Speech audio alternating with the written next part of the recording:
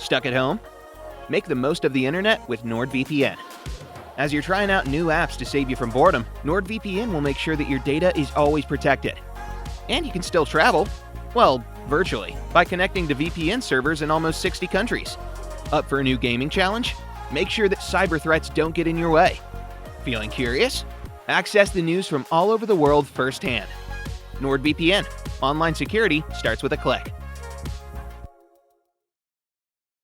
Today's episode is called, There's No Stove Like an Old Stove.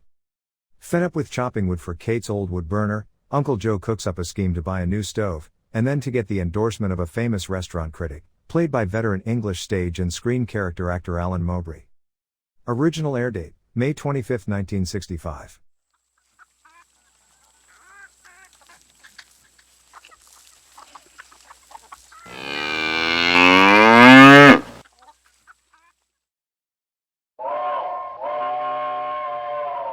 Come ride the little train that is rolling down the tracks to the junction. Forget about your cares, it is time to relax at the junction. Lots of curves, you bet, and even more when you get to the junction. Petticoat Junction. There's a little hotel called the Shady Rest at the junction. Petticoat Junction. It is run by Kate, come and be her guest at the junction. Petticoat Junction. And that's Uncle Joe, he's a moving kind of slow at the junction. Petticoat Junction.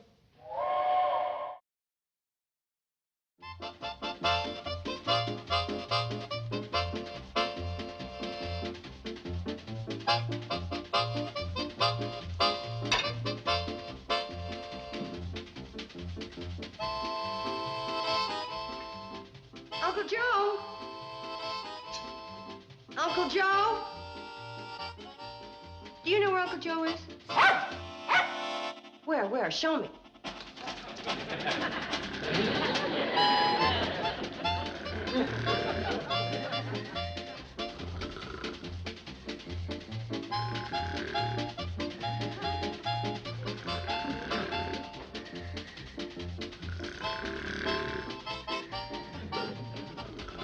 Going up? Oh, hi, Kate. Found a new place to snooze? Yeah, you never would have found me if it hadn't been for that four-legged fink. Well, come on. Let's get the rocker out of there. I haven't finished my researching. Researching? Trying to find out if the elevator's livable in case the hotel ever gets filled up and we have to rent it out. I don't think we have to worry about that. Well, I guess you're right with the kind of reputation the hotel's been getting. What do you mean by that? Well, Kate, if you don't know, I'll be the first one to tell you. Would you mind telling me? Now, don't take this personal, but your cooking is driving people away. Oh, is that all? How can you keep so calm about it? Uncle Joe, I don't know what it is you're trying to tell me, but whatever it is, would you chop some wood?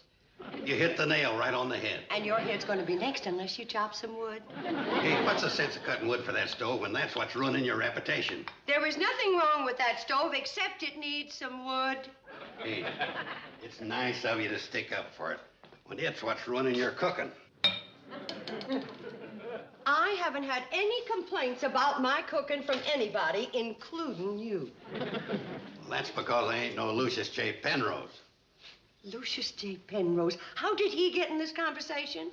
Oh, well, he's one of them gourmet type of eating experts, so naturally I just brought him up. Would you chop some wood, huh? Kate, what would you do if he dropped around for a sample meal? He isn't dropping around. Yeah, but suppose he didn't caught you with that stove. Kate, take my advice and get rid of it. That stove works, and whatever works stays around here, and what doesn't work doesn't stay. Any questions? Yeah. Where's the eggs?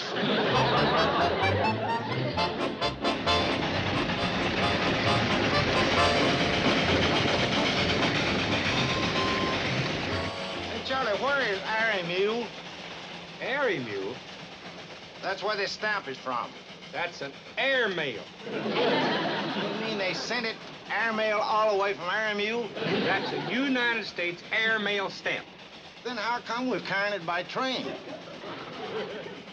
We'd get in a lot of trouble with them pilots.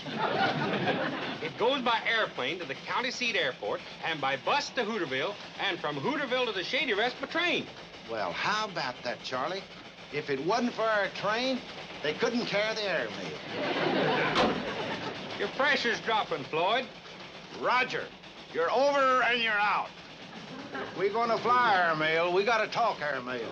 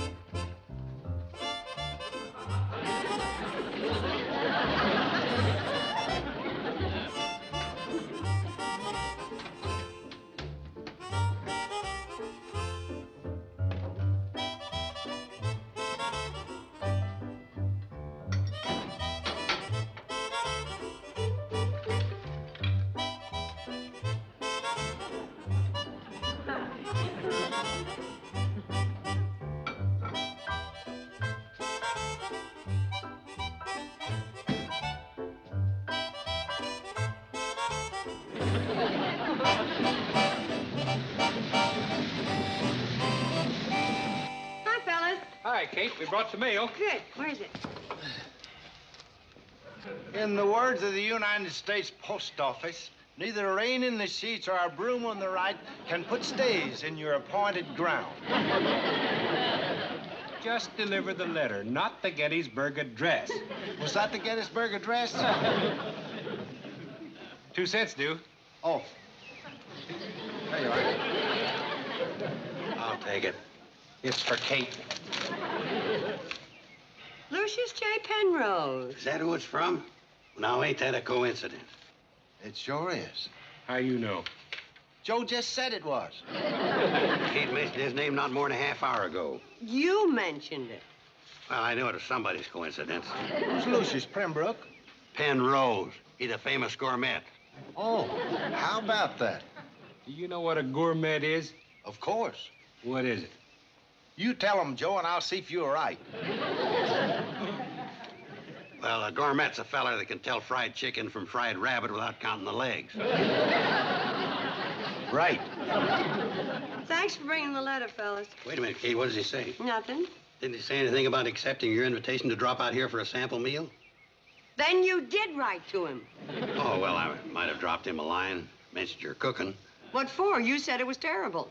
Oh, don't listen to him, Kate. What does he know? He ain't no gourmet.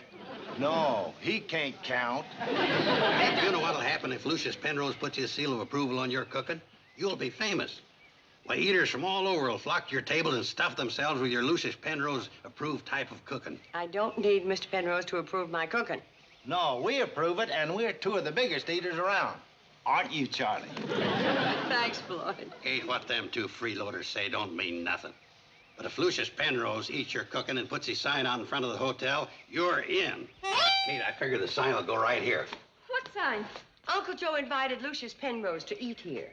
The man that writes that famous newspaper column recommending restaurants all over the world? Yeah, your mother's going to get recommended as soon as she puts in a new stove. There's nothing wrong with my stove. Oh, Mom! Mom, there's something wrong with the stove! Oh, my goodness. What's wrong with it? I don't know. It's smoking like crazy. Oh, open the window. Uncle Joe, do something. That takes care of the trouble. It also takes care of the supper. What's wrong with the stove? Well, it seems like something's stuck in the flue. Smells like an old boot. How'd you know? Whatever stuck in there. I mean, whatever happened, it's a good thing it happened before Lucius J. Penrose got here. Well, that's the man that you dictated the letter to me that you didn't want to tell Mom that... I know all about it. Yeah. Well, now all we have to do is get this stove out of here and make room for the new one. What new one? You're going to buy one, ain't you? No. Well, Kate, You can't cook a meal for Lucius J. Penrose on top of old Smoky. I'm afraid I'm going to have to. I can see his column now. The hardy man ate a condemned meal. Uncle Joe, even if I wanted to buy a new stove, there wouldn't be time for me to order it before Mr. Penrose gets here. Well, it'll be here. What? Kate, I don't know how to say this, but I ordered one. For somebody that didn't know how to say it, you said it. How could you order a Kate, stove I'm with... just trying to help you. Yes, and every time you do, I end up screaming for it. Well, what kind of stove did you order, Uncle Joe? Never mind that. How much is it going to cost? Oh, it ain't very expensive. How much isn't very expensive? About $1 a week, That's not bad. 52 weeks, Oh, that's not bad. 7.5 years. Now, that's bad. Kate, instead of worrying about the cost, you should be thanking me for my foresight in ordering it. Uncle Joe, would you mind explaining something to me? How come you were able to order a new stove in time for Mr. Penrose when you didn't know that this one was going to conk out? Well, I guess it was just another one of them coincidental coincidences.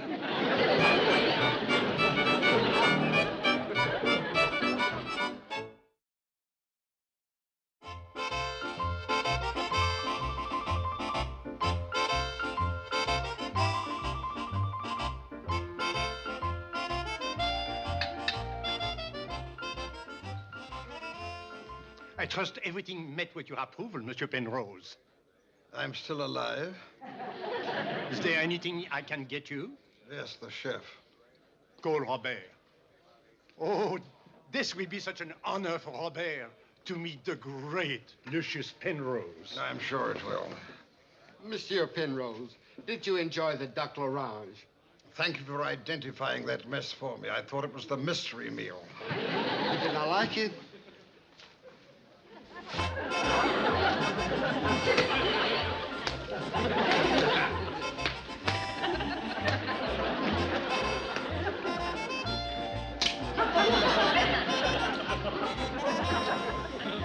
Monsieur Penrose! Monsieur Penrose! Monsieur Penrose! Oh, not your sign, Monsieur Penrose!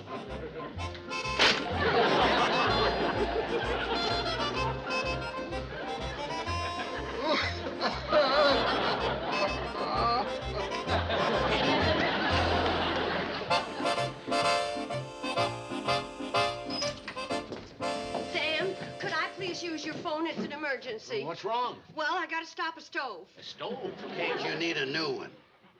Sam, could I please use your phone? I want to catch Floyd and Charlie before they leave Pixley with it. Help yourself. And you take 3 eggs and separate the whites and fold them into the batter, and then you... Hello? Hello? Who's there? It's Kate Bradley, Selma. Well, hang up. I'm talking. Where was I? Oh, yes. You take the batter and let it set. Selma, please, this is an emergency. So is this. Maud's expecting company, and she has to bake a cake. Look, if you'll just let me use the phone for a minute or two, I have to stop a stove. From doing what? I haven't time to explain now, Selma, so would you mind hanging up? All right. But this is one hang-up you owe me. Sarah, would you get me the Pixley station? Uncle Joe, if that stove gets here. What's all this fuss about a stove? Oh, I did Kate a favor and ordered her new cook stove because the old one was smoking. Oh, maybe there's something stuck in the flue. What could get stuck in the flue? Well, I don't know. Oh, by the way, Joe, those new rubber boots you ordered ought to be here any day now. Rubber? Hello? Oh, are you sure, Sarah? Well, okay, thanks. Pixley station doesn't answer.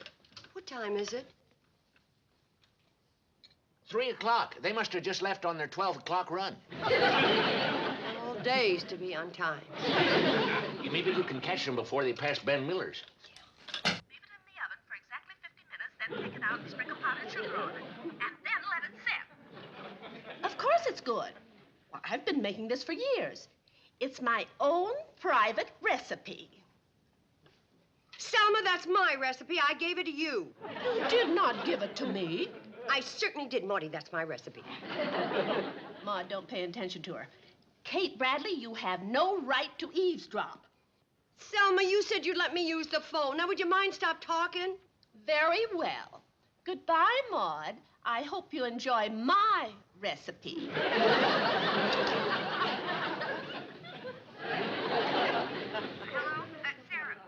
would you get me Ben Miller? Sarah's ringing Ben. Oh, hello, Ben. This is Kate. Has the Kate... Never mind, Ben.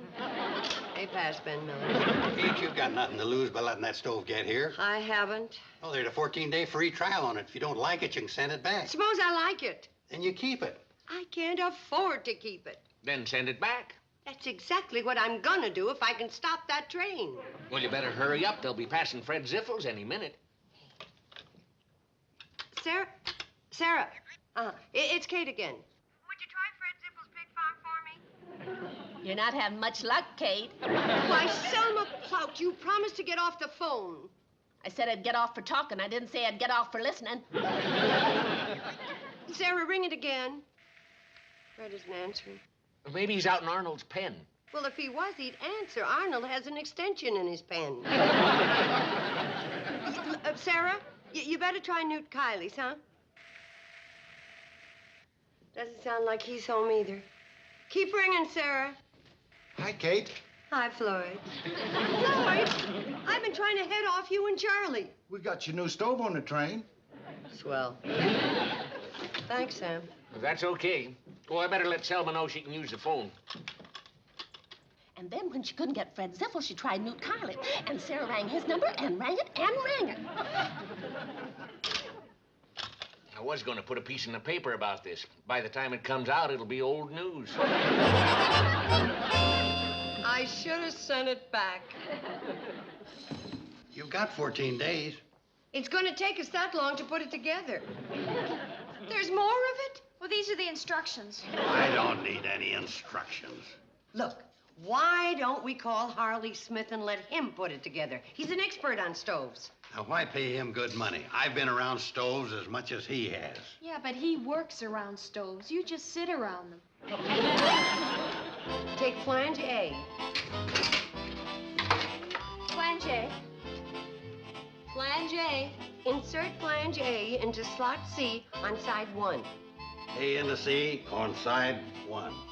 Tape connecting coil B. Connecting coil B. Coil B. Insert coil B into lower heating unit G1. B into lower heating unit G1. Nothing to this, Kate. What's next? Wing nuts 7, 8, and 9. And the bolts 1, 2, and 3 connect to the plate F with the 3 tiny holes. Well, that does it. How does she look? Well, she looks like she does in the picture, but she's tilting. Looks like the Leaning Tower of Pisa. Maybe you're only supposed to cook Italian food on it. What do you think, Uncle Joe? Uncle Joe? Yeah. Oh, my goodness. What's cooking? Get me out of here. Well, back to the drawing board.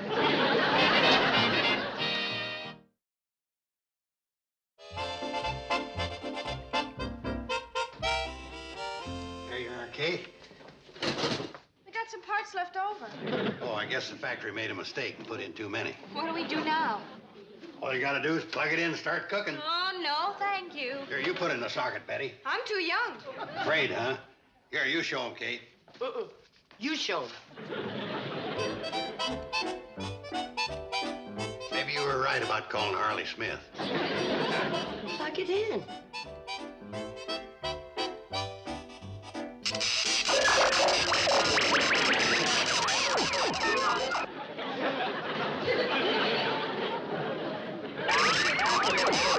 What's the matter? Mom, you better take another look at the instruction book. I don't have to. All you have to do is strike match A and light candle B.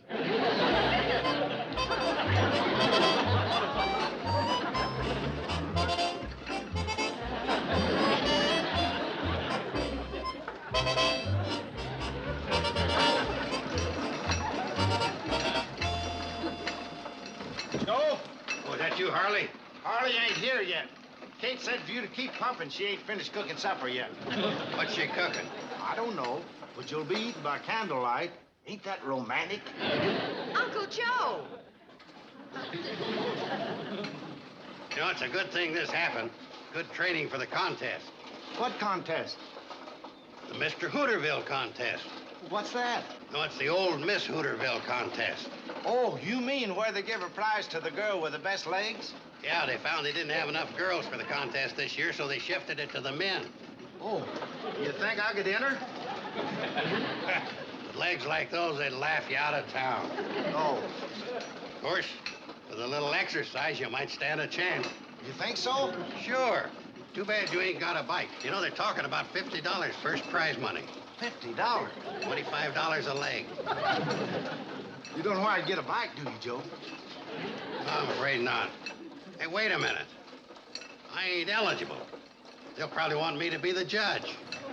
Well, can I borrow your bike, Joe? Well, I don't know. Please. Well, what's a friend for if you can't do him a favor? Uncle Joe! How am I doing, Joe? You've just started. Don't expect miracles. Where are you going? Up to fill out your Mr. Hooterville application. You're a real friend, Joe.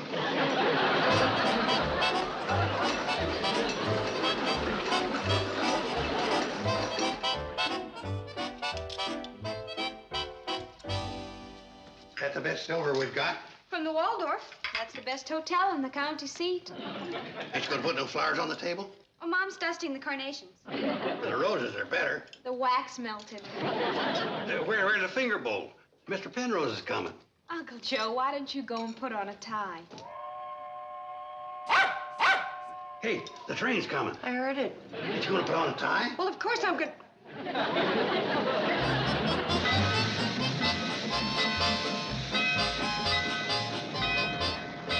Doggone, I must have sure are sore. How come you let Joe euchre into riding that bike 5 hours? He didn't euchre me. I wanted to. Ain't that beautiful? Did you enjoy your trip, Mr. Penrose? It was delightful. What were you before you ran this train, a kamikaze pilot? And incidentally, about an hour back, there was an uncommonly smooth stretch of rail. Don't you think you ought to report it? Ain't he a nice fella?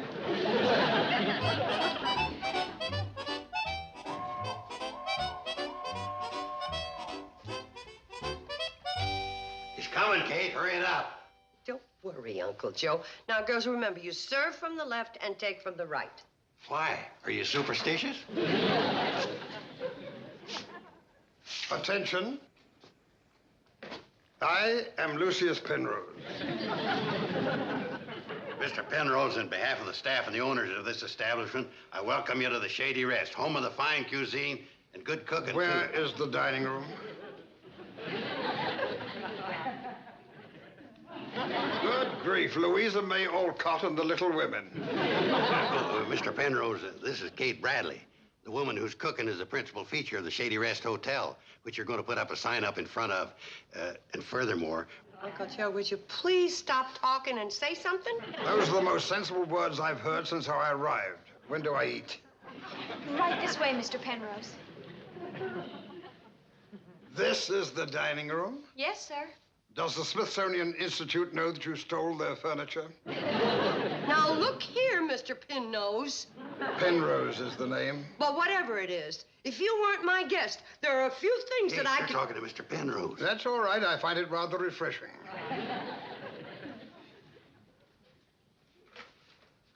Oh, no, don't sit down. Why, is there something on the chair? No, I want you to see our stove. He isn't interested. Oh, I'm sure he is. You don't see stoves like that up in the big city. Oh, I'm sure he has. Well, I'm sure he ain't. Oh, no. My back has taken enough suffering from that train ride. So shall we see it now?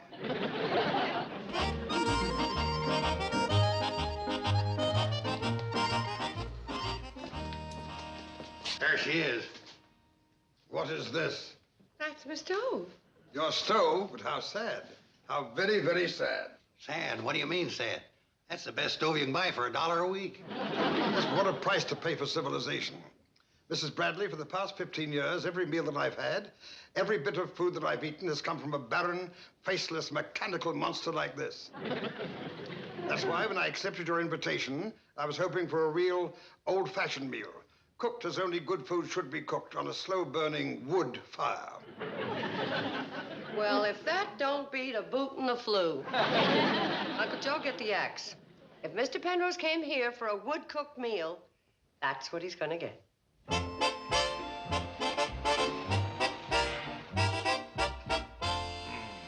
This soup is fantastic. There's only one way to cook, with wood. I'm awarding your mother the Lucius Penrose seal of approval. Wait till you taste Mom's fried chicken. Bring it on. Ready for the fried chicken, Mom. Coming up.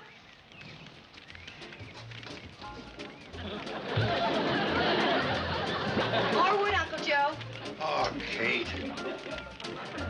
I gotta get that pressure up to 160 because I'm gonna bake muffins next.